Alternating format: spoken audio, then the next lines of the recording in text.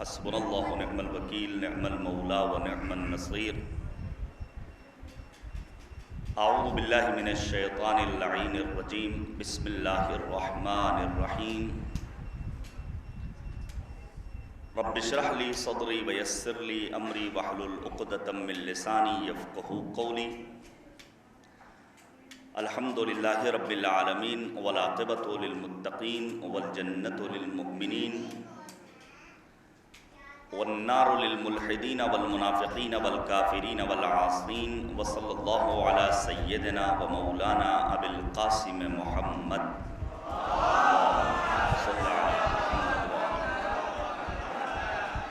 وعلى آلہ الاطیبین الانجبین الاطہرین الاکرمین المعصومین المظلومین المنتخبین المنتجبین الذین اذهب اللہ عنہم الرجس وطہرہم تطہیرا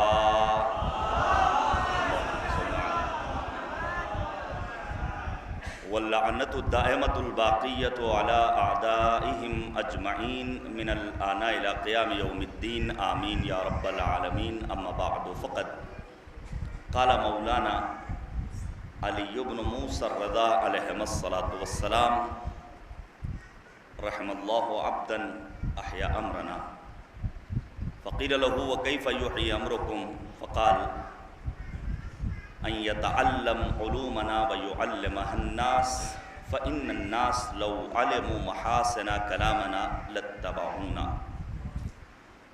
عزاداران مظلوم کربلا، اولا میں ان ایام غم کی مناسبت سے آپ سب کی خدمت میں تعزیت اور تسلیت پیش کرتا ہوں اور اپنے جوانوں کو لائق صد آفرین اور صد تحسین سمجھتا ہوں جنہوں نے اپنے فریضے کی ادائیگی کے لیے مظلوم کربلا سرکار سید الشہداء نواس رسول مصباح الہدا قتیل نینوا حضرت امام حسین علیہ السلام کی یاد میں اس عظیم الشان پرشکوہ پروگرام کا اہتمام کیا۔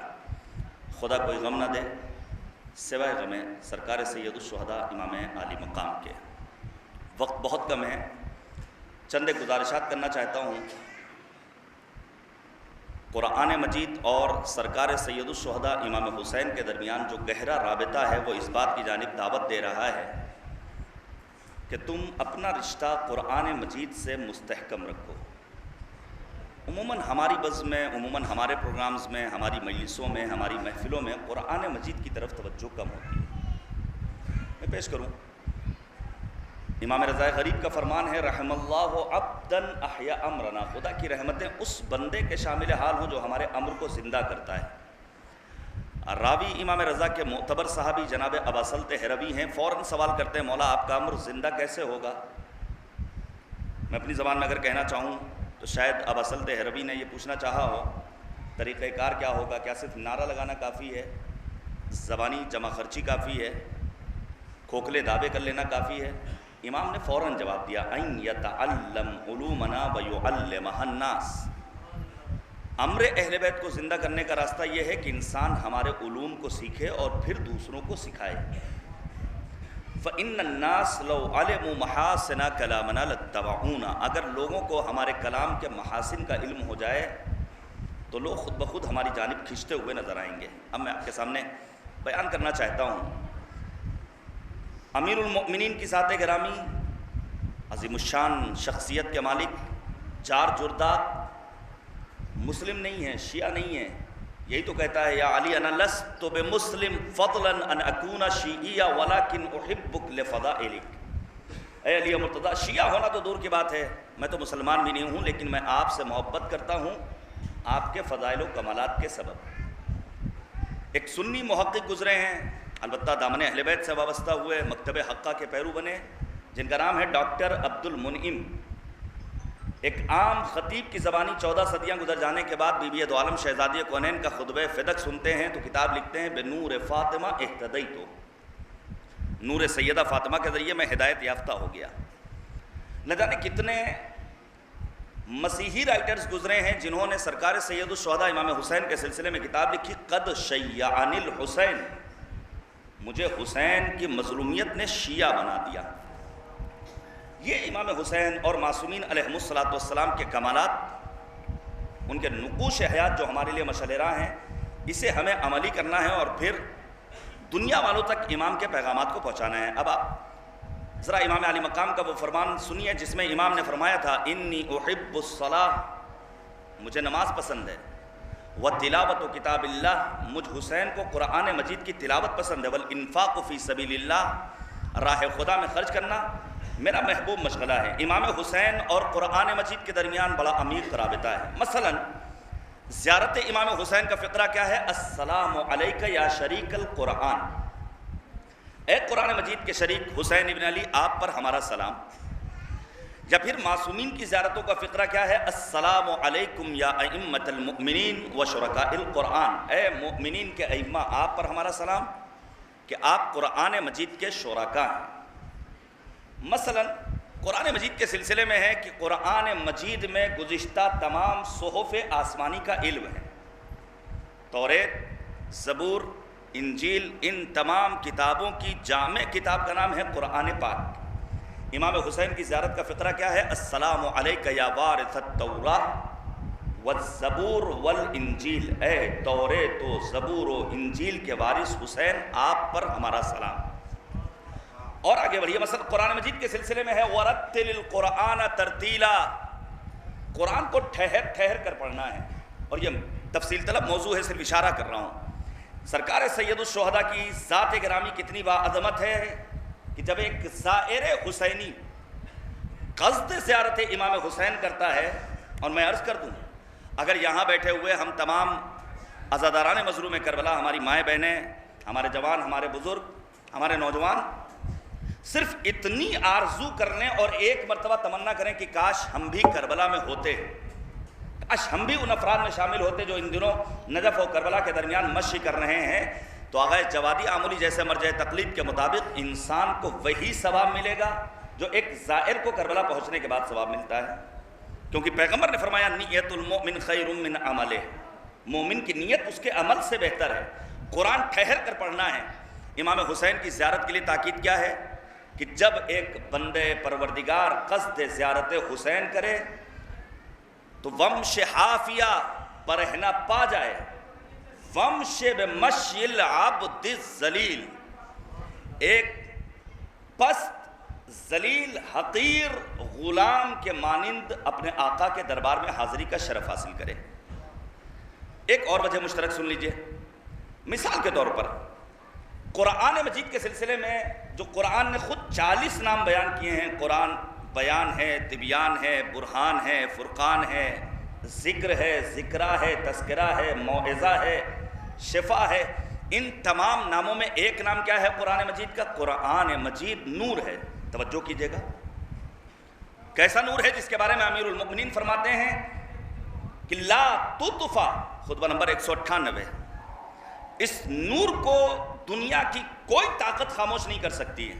اب آپ سوچئے، ایک بدبخت انسان شہر لکھنؤ سے اٹھا جس کی ابتدا تو اچھی تھی، رضوی خاندان میں پیدا ہوا، مومن ماں کی آغوش ملی، لیکن قرآن مجید کے سلسلے میں اس نے توہین آمیز کلمات ادا کیے، گویا قرآن کے مقابل میں آ گیا۔ نتیجہ کیا ہوا کہ اسے نہ خدا ہی ملا نہ وصال صنم۔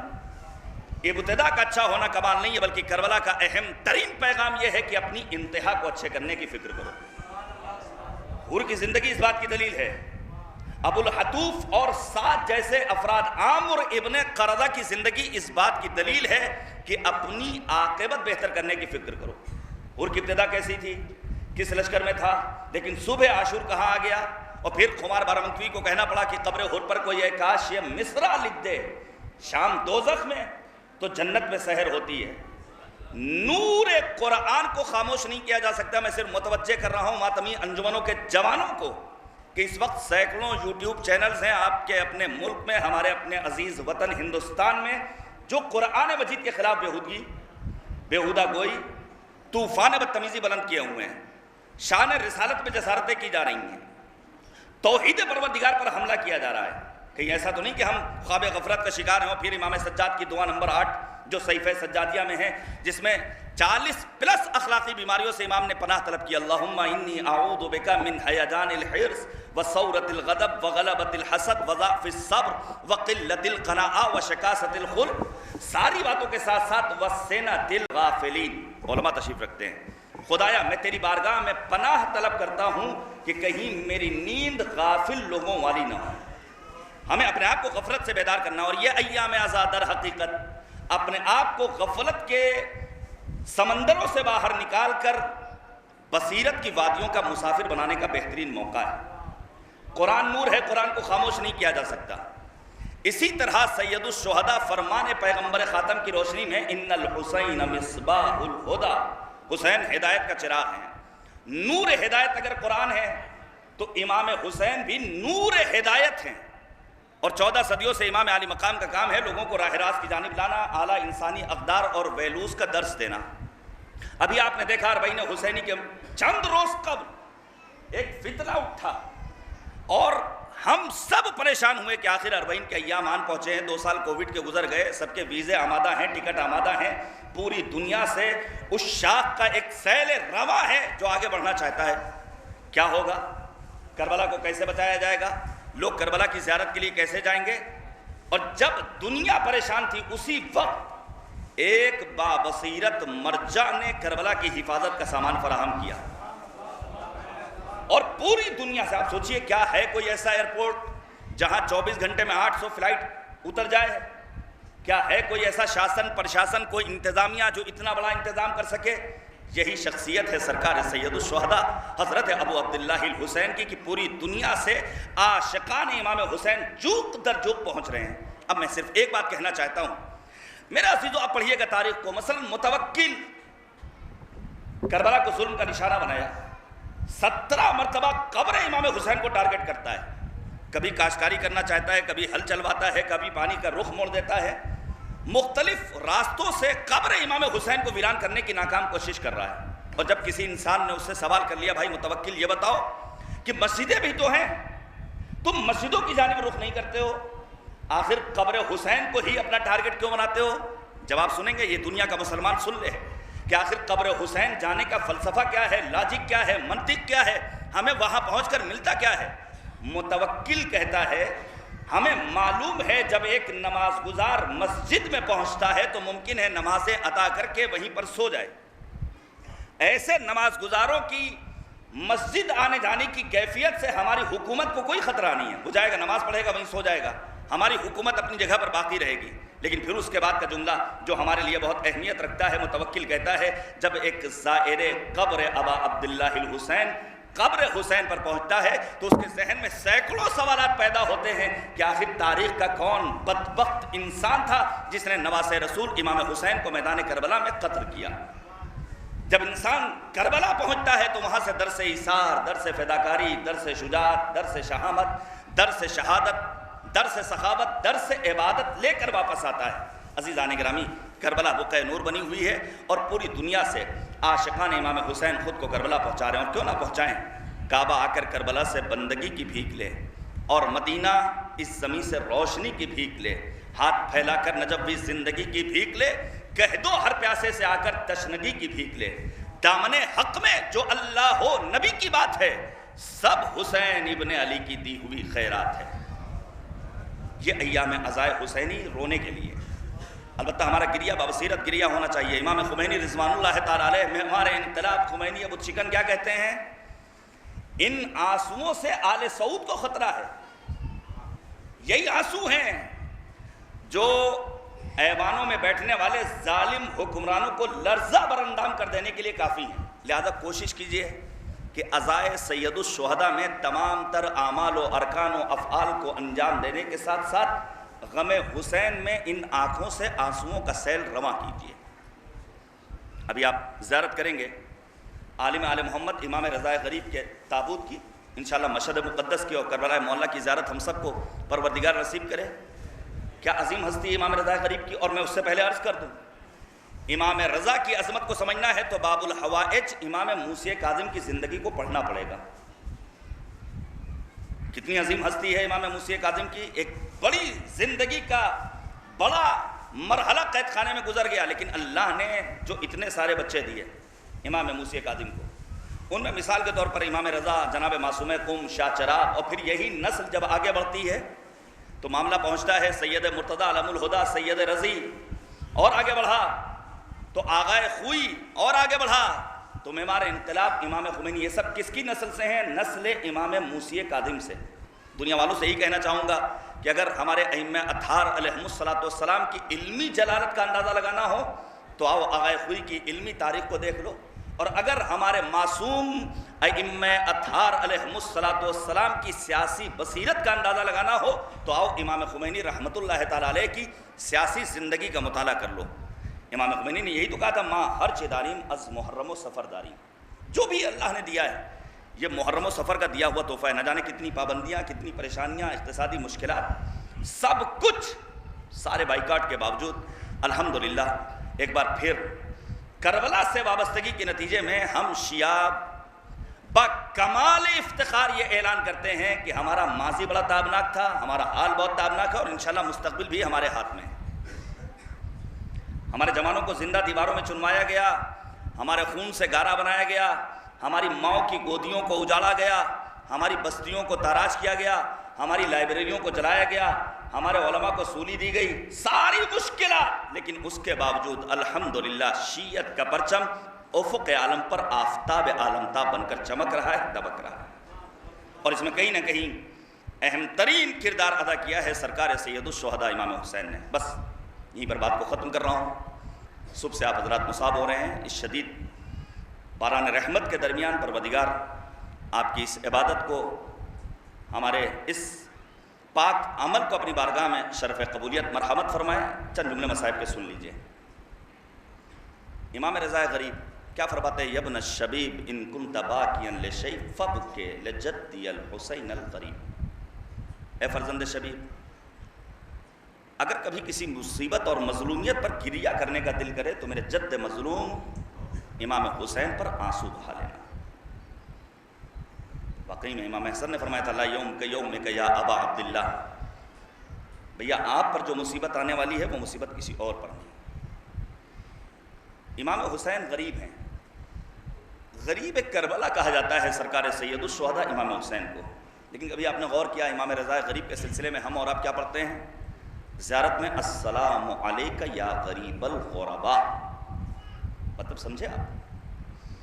جتنے ائمہ اطہار علیہم السلام ہیں ان سب کی قبروں کو اگر آپ دیکھیے تو کوئی تنہا نہیں ہے۔ سید الشہداء تمام تر مظلومیتوں کے باوجود میدان کربلا میں تنہا نہیں ہے۔ چند قدم کے فاصلے پر سرکار وفا باب الحوائج، باب المراد، باب الحسین، حضرت ابو الفضل عباس کا روضہ اطہر ہے، جناب علی اکبر کی قبر ہے، جناب حبیب ہیں، بنی ہاشم کے جوان ہیں، تنہا نہیں ہیں۔ نجف پہنچ جائیے، جناب نوح ہیں، جناب آدم ہیں، انبیاء کرام، کچھ قدم کے فاصلے پر امیر المؤمنین تنہا نہیں ہیں۔ آپ قاسمین پہنچ جائیے، امام موسی کاظم تنہا نہیں ہے، امام محمد تقی کی قبر ساتھ میں ہے۔ سامرہ پہنچ جائیے، امام علی نقی تنہا نہیں ہے، امام عسکری کی قبر ساتھ میں موجود ہے۔ بقی میں ہمارے ائمہ اطہار ایک ساتھ دفن ہیں، لیکن تنہا خانوادہ عصمت و طہارت کی فرد جو تنہا اکیلے مدینے سے بہت فاصلے پر دفن ہے وہ ذات ہے ہمارے اور آپ کے 8ویں امام، امام علی رضا کی۔ مظلومیت کی زندگی بسر کی ہے امام رضا غریب نے۔ اور پھر تاریخ میں جو بھائی بہن کی محبت کی مثال ہم اور آپ دیکھتے ہیں، اور ہمارے ملک میں بالخصوص بہنوں کو جو احترام کی نگاہ سے دیکھا جاتا ہے اور پوری دنیا میں، لیکن تاریخ میں چند ایک بھائی بہن کے قصے بڑے مشہور ہوئے جو مشعل راہ قرار پائے۔ ان میں ایک امام حسین اور جناب زینب کبریٰ ہے، اور دوسری ذات امام رضا غریب اور آپ کی خواہر گرامی جناب معصومہ قم۔ لیکن فرق ہے، دونوں میں بڑا فرق ہے۔ معصومہ قم بھائی کے دیدار کے لیے جب مدینے سے نکلتی ہیں، ملاقات سے قبل اس دنیا سے رخصت ہو جاتی ہیں، لیکن ہائے مظلومیت ام المصائب جناب زینب کبریٰ 70 قدم کے فاصلے سے ماجائے حسین کے سرتن میں جدائی ہوتے ہوئے دیکھتی ہیں اور آواز دیکھتی ہیں، اے پیسر ساتھ تو کھڑا دیکھ رہا ہے اور میرا ماجایا ذبح کیا جا رہا ہے، اور میں پیش کروں آپ کے سامنے یہ ذوالجنہ جو آپ دیکھ رہے ہیں۔ جب امام حسین آخری رخصت کے لیے خیمے سے نکل رہے ہیں اور رخصت کے بعد چند قدم آگے بڑھے تھے، ذوالجنہ رک جاتا ہے، اور امام حسین نے جب اپنے رہبر کو خطاب کیا ہے کہ یہ آخری مرتبہ تمہیں زحمت دے رہا ہوں، معلوم ہے تھک گئے ہو، تو رہبر نے اشارہ کیا، کیا دیکھا امام علی مقام نے؟ 4 برس کی کمسن بچی ہے جو پیروں سے لپٹی ہوئی ہے۔ ہم سب کے گھروں میں بیٹیاں ہیں، لیکن پیار بیٹی کا حسین ابن علی سے پوچھو۔ سنیں گے آپ؟ باپ بیٹی کے درمیان گفتگو ہوئی، سید الشہداء دو زانو ہو کر بیٹھ گئے، اپنی آغوش میں لیا، بیٹی کو تسلی دی اور خدا حافظی کر کے مقتل میں پہنچ گئے۔ میں مختصر کر رہا ہوں۔ امام حسین کی شہادت ہوئی، اب یہی ذوالجناح ہے جو مرثیہ پڑھتا ہوا چلا، الظلیمہ الظلیمہ، ظلم کی انتہا ہو گئی، ظلم کی انتہا ہو گئی، نواسہ رسول مارا گیا، فاطمۃ الزہرا کا لخت جگر کربلا میں مارا گیا۔ جیسے ہی یہ آواز سکینہ کے کانوں میں پہنچی، 4 برس کی کمسن بچی در خیمہ پر آ گئی اور آنے کے بعد کہتی ہے، یا جواد ابی، اے میرے بابا کے عزب باوفا، بس اتنا بتا دے، حل سقیا ابی ام قتل عطشانا، میرے بابا کو پانی پلایا گیا یا میرا بابا بھی پیاسا مارا گیا؟ اجرکم علی اللہ اجرکم۔ اب سمجھ میں آیا، امام سید سجاد نے 35 برس مسلسل گریہ کیا ہے۔ کھانا آتا تھا تو امام سجاد کہتے تھے، قتل ابن رسول اللہ جائع، نواسہ رسول کو بھوکا مارا گیا۔ پانی آتا تھا، امام سجاد مرثیہ پڑھتے تھے، قتل ابن رسول اللہ عطشانا، فرزند رسول کو پیاسا مارا گیا۔ میں اس کا بیٹا ہوں جسے 3 شب و روز کا بھوکا پیاسا میدان کربلا میں مارا گیا۔ بس عزادارو چند جملے سن لیجئے۔ امام رضا غریب مامون نے جب بلایا ہے، امام کے چہرے پر اضطرابی کیفیت ہے۔ ابا سلط ہروی نے سوال کیا، مولا اتنا پریشان کیوں ہے؟ امام رضا فرماتے ہیں، مجھے مامون نے بلایا ہے، میں جا رہا ہوں، جب واپس آؤں اگر میرے منہ پر رومال ہو تو سمجھ جانا کہ زہر اثر کر گیا ہے، پھر میری تکلیف بڑھ جائے گی، مجھ سے گفتگو مت کرنا۔ مامون کے دربار سے امام رضا غریب واپس آئے ہیں، امام کے منہ پر رومال رکھا ہوا ہے، جگر پریشان ہے، دل کے ٹکڑے گرنا چاہتے ہیں، زہر اثر کر چکا ہے۔ ارباب مقاتل نے کیا لکھا ہے؟ امام رضا سے ابا سلط ہروی سوال کرنا چاہتے ہیں، امام نے اشارے سے منع کر دیا، ابا سلط خاموش ہو جاؤ، مجھ سے سوال و جواب نہ کرو، میں کمرے میں جا رہا ہوں، کمرے میں جانے کی کسی کو اجازت نہیں ہوگی۔ اسی اسنا میں ابا سلط ہروی نے سوال کیا، مولا آپ کی نماز کون پڑھائے گا؟ آپ کو غسل کون دے گا؟ آپ کو کفن کون دے گا؟ امام رضا فرماتے ہیں، امام معصوم کی نماز، امام معصوم کے غسل و کفن کا انتظام امام معصوم کرے گا۔ میرا دل تڑپ گیا۔ اگر امام رضا یہ فرما رہے ہیں، ہر باپ کی تمنا ہوتی ہے کہ وقت آخر اس کا سر اس کے لال کی آغوش میں ہو، ذرا سید سجاد کے دل سے پوچھئے، میدان کربلا میں امام عالی مقام کا بے سر لاشا پڑا ہوا ہے اور جوان بیٹا کتنا مجبور کہ ہاتھوں میں ہتھکڑیاں ہیں، پیروں میں بیڑیاں ہیں، گلے میں توقے خاردار ہے، کمر میں لنگر ہے۔ لو امام اس دنیا سے رخصت ہوئے، امام محمد تقی با اعجاز پہنچے ہیں، حنود کا سامان جنت سے آ رہا ہے، حوض کوثر سے پانی آ رہا ہے، امام نے غسل دیا، کفن پہنایا، نماز جنازہ ادا کی۔ عجب نہیں جب امام محمد تقی اپنے بابا امام رضا غریب کا جنازہ لے کر چلے ہوں، امام رضا تڑپ گئے ہوں، اے میرے لال محمد تقی، میرے جنازے کو اتنے اہتمام کے ساتھ لے کر مت چلو، ارے مجھے میرا جد یاد آ رہا ہے، 3 شب و روز کا بھوکا پیاسا میرا جد مظلوم کربلا کی زمین پر بے گور و کفن پڑا رہا، اور پھر امام سجاد اپنے بابا کے لاشے کو قبیلے بنی اسد کے جوانوں کی مدد سے دفن کرنا چاہتے ہیں، لیکن اسی درمیان لوگوں نے کیا دیکھا؟ امام ہیں کچھ بٹور رہے ہیں، کچھ اٹھا رہے ہیں۔ جب کسی نے سوال کیا، مولا کیا ہے؟ کہا تمہیں نہیں معلوم میرے بابا کے جنازے پر اتنے گھوڑے دوڑائے گئے، بابا کے بدن کے ٹکڑے ٹکڑے کر دیے گئے، ہم اپنے بابا کے بدن کے اعضا کو کربلا کی تپتی ریت سے اٹھا رہے ہیں۔ واہ حسینہ واہ غربتا واہ مصیبتا وسيعلم الذين ظلموا أي منقلب ينقلبون إنا لله وإنا إليه راجعون۔ تابوت امام علی رضا علیہ السلام، امام رضا غریب کی زیارت کیجئے، آپ کا ہاتھ آپ کے سینے پر ہونا چاہیے، اور یاد کیجئے مظلوم کربلا امام حسین کی مظلومیت کو۔ اسی درمیان میں گزارش کروں گا، یہ وقت قبولیت دعا ہے، ایک طرف امام رضا غریب کے تابوت کی زیارت اور دوسری طرف باران رحمت کا نزول، صبح سے آپ مصروف اعضاء ہیں، گزارش کروں گا خصوصی دعا کیجیے گا جناب محترم عزت مآب شرد گرجوی صاحب کی اہلیہ کی صحت کے لیے، گزارش دعا کیجیے گا ہمارے عزیز برادر مولانا عاصم باقری کے بھائی کے لیے جو ان دنوں وینٹیلیٹر پہ ہیں، پروردگار تمام مریضوں کو شفاء کامل و عاجل نصیب فرمائے۔